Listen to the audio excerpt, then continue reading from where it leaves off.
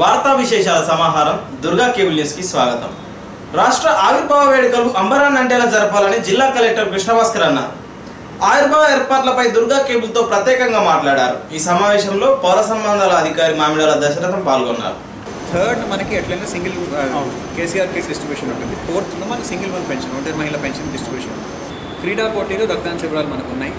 ఈ రెండు కూడా లాస్ట్ ఇయర్ అయినాయి. క్రీడా పోటీలు కొంత పెద్దలు చేస్తామని మనకు ఉంది. క్రీడా పోటీల్లో మనం ఎక్కడ మనం వీఆర్ నాట్ స్పెసిఫిక్ ఏంటంటే మనకి జియో 74 కొన్ని స్పెసిఫిక్ క్రీడలు రికగ్నైజ్ చేస్తుంటాం. అంటే మీకు స్పోర్ట్స్ రిజర్వేషన్ కొరకు ఒక 20 స్పోర్ట్స్ ఉంటాయి. హాస్పిటల్స్కి లేదా ఓల్డ్ ఏజ్ హోమ్స్ అన్న అనాథ కొన్ని ఆఫీసర్స్ వెళ్ళి స్వీట్స్ బట్టలు పంపిణీ కార్యక్రమం దీని మీద అప్పుడే గౌరవ ముఖ్య కార్యదర్శి గారితో మాట్లాడడం కూడా జరిగింది. ఏడీ హ్యాండ్లూమ్స్కి ఈ విషయంలో రాతపూర్వకంగా వారికి రిక్వెస్ట్ కూడా చేయడం జరిగింది. మనకు ఆగస్ట్ 15 జూన్ తర్వాత జనవరి 26 రిపబ్లిక్ ఇండిపెండెన్స్ డే మనం ఒక్కరోజు వరకు అవుతుంది. ఇది మాత్రం మనకు మల్టిపుల్ డేస్ ఫంక్షన్ కాబట్టి దీని కొంచెం వాటి రెండుకన్నా ఎక్కువ సీరియస్గా తీసుకొని మేము రిక్వెస్ట్ చేయడం జరిగింది.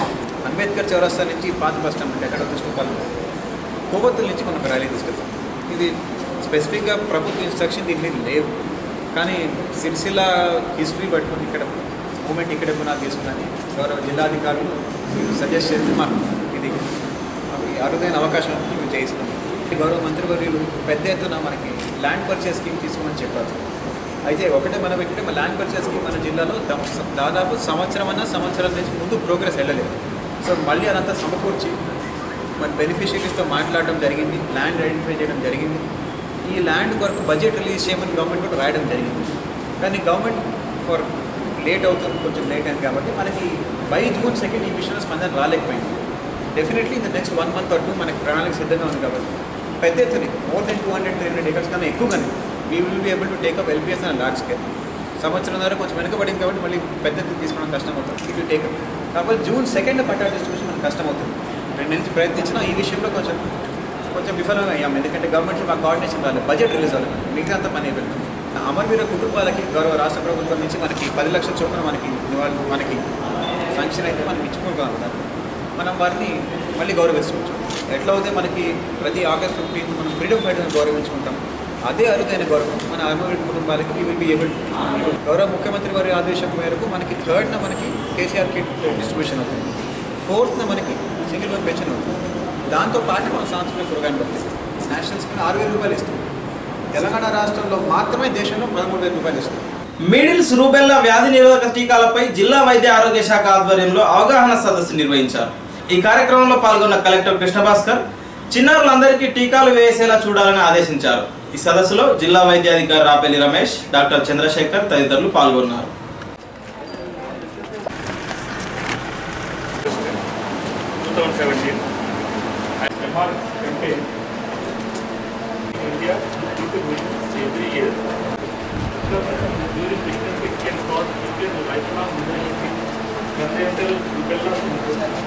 Set a goal to eliminate measles and control assembly resolutions to teen immunization, establishment of measles and other vaccine preventable disease campaign. Measles rubella campaign 1,68 lakh 8 states for second phase of MR campaign. Kerala, Telangana. In Telangana, around 1 crore children in the age group of 9 months to 15 years are. But the thing is that even though that we are having this measles vaccine in part of routine immunization, quite a large number of children die in India each year due to measles. Around 48,000 children died in India due to measles and measles related diseases in year 2014. One more problem related with measles is the religious beliefs attached with the measles. Example, in Telangana they call it the Tattu or Amvaru. So what happens generally is that when a child has a measles like rash, and along with that if a child has fever, some cold, cough or diarrhea, the parents they generally stop treatment of that child, considering that it is a taboo, and they even stop treatment. So sometimes what happens, the child becomes more sick, and that pneumonia or diarrhea after measles causes the death. So all these measles related deaths, they are masked and they are labeled as a death due to pneumonia or diarrhea. But actually the main cause for this is again measles. That is one thing. Second is rubella vaccine. What we are introducing in this MR vaccine is rubella. It is also called as German measles. So the main thing here is that like measles, it is also highly infectious. Any person who is not vaccinated by the rubella vaccine, if he comes in contact with that virus, 90% of the patients, they will get a rubella rash. But it is generally self-limiting, except only in case of pregnant woman. If a pregnant woman is affected by this rubella virus, what happens is that the unborn child, he is also affected, and that can lead to mental retardation, congenital heart diseases, congenital anomalies, cataract at the time of birth. So, and that can lead to a burden on the family because they have to take care of that mentally retarded child for the whole of his life. సంవత్సరానికి దేశంలో 1,14,000 వరకు కొంతమంది పుట్టిన పిల్లలకి effect అవుతారు.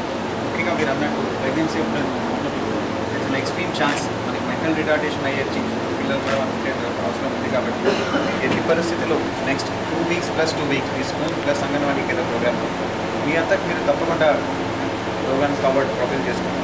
మా నుంచి particular support అనేది మీకు అవసరం అయ్యిండొచ్చు. ఉదాహరణకి ప్రస్తుతానికి మనం ప్రతి ఊరిలో అంగన్వాడీ సెంటర్ షిఫ్ట్ చేయాలని మనం ప్రయత్నిస్తాం స్కూల్ ప్రెమిసెస్లో. అది కనుక మనము అవుతుంటే మీకు మధ్యలో మీకు మీకు లాజిస్టికల్ డిఫికల్టీస్ రావచ్చు ఆ విషయం.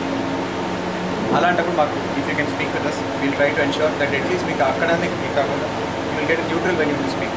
అంతేకాకుండా మీకు కొన్ని చోట్ల అప్పుడు స్కూల్స్లో మనం we have been able to converge both anganwadi services as well as primary school services.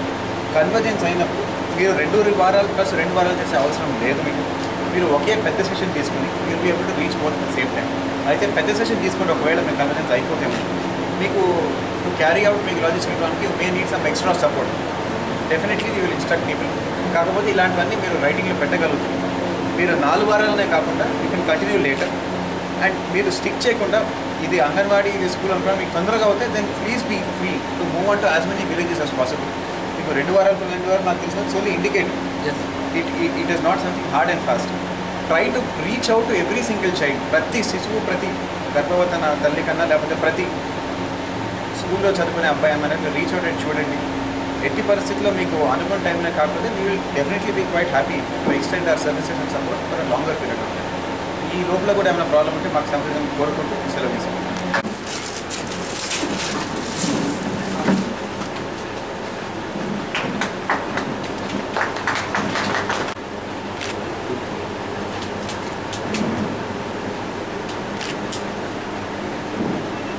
మద్యపాన నిర్వాసితులకు తక్షణమే పరిహారం అందించాలని సిపిఐ జిల్లా కార్యదర్శి గుంటివేణు డిమాండ్ చేశారు.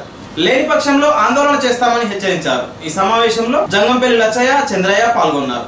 సిద్ధంగా ఉన్నారు, వాళ్ళు తీసుకోవడానికి సిద్ధంగా ఉన్నారు, కానీ ప్రభుత్వం కానీ వీళ్ళు కానీ ఇవ్వడానికి సిద్ధంగా లేదు. మిడ్మానేర్ ప్రారంభమై 12 సంవత్సరాలు పూర్తి అవుతున్న సందర్భంలో మిడ్మానేర్ మొత్తం ప్రాంతంలో 10,000 ఇండ్లు మునుక గురవుతున్నాయి. ఇప్పటి వరకు 8,000 ఇండ్లకు మాత్రమే నష్టపరిహారం ఇచ్చిండ్రు, ఇంకా 2,000 ఇండ్లకు ఇవ్వలేదు. అట్లాగే కాంట్రాక్టర్లకు మాత్రం 100 కోట్ల రూపాయలు కట్ట నిర్మాణం జరగటానికి వెచ్చిస్తున్నారే, కానీ భూ నిర్వాసితులంతా త్యాగం చేసి 2,10,000 ఎకరాలకు సాగునీరు అందించి త్యాగం చేసినటువంటి భూ నిర్వాసితులకు సంబంధించి పరిహారం ఇవ్వడంలో కానీ, అట్లాగే R&R ప్యాకేజ్ కల్పించడంలో కానీ, అట్లాగే వాళ్ళకు నష్టపరిహారం ఇవ్వడం కానీ ఈ ప్రభుత్వం పూర్తిగా విఫలమవుతుంది. ఈ నేపథ్యంలో చీర్లవంచ, ముఖ్యంగా ఈ ముంపు గ్రామాల్లో ప్రధానమైన గ్రామం చీర్లవంచ.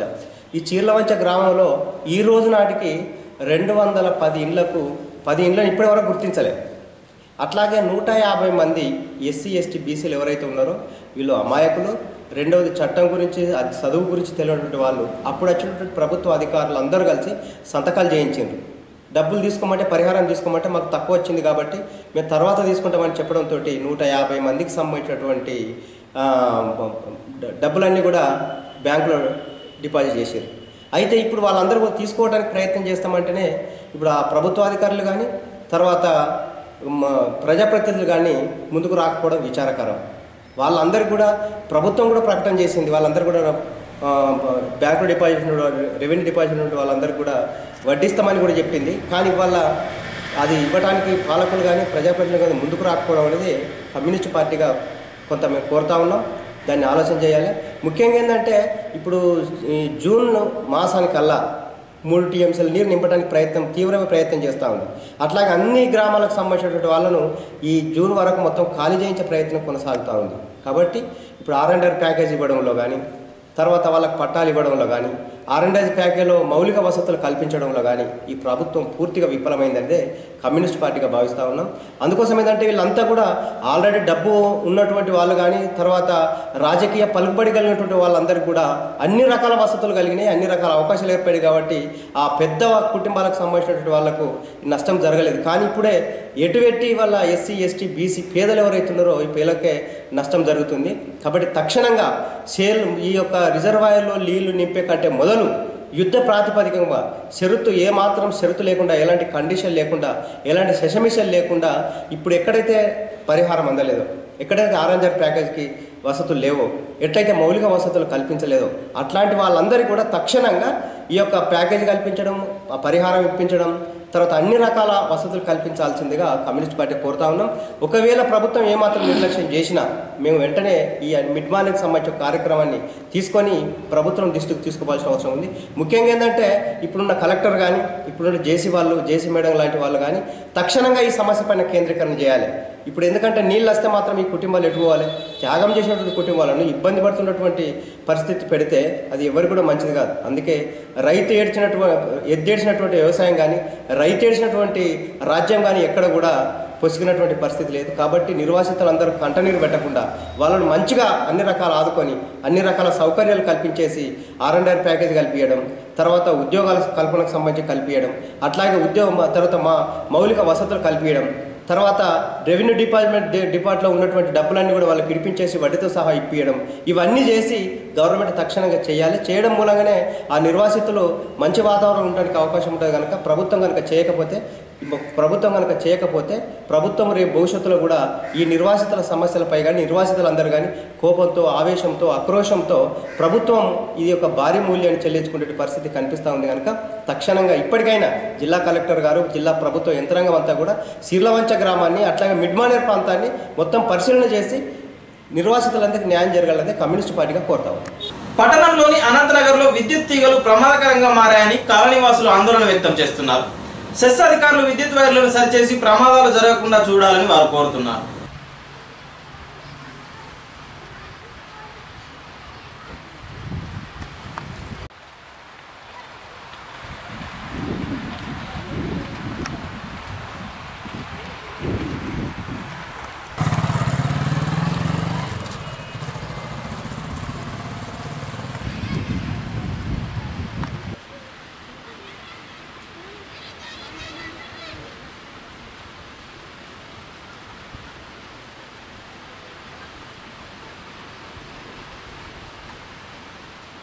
ఈ వార్తలు ఇంతటితో సమాప్తం. తిరిగి ప్రసారమయ్యే దుర్గా కేబుల్ న్యూస్లో మళ్ళీ కలుద్దాం. అంతవరకు సెలవు. నమస్కారం.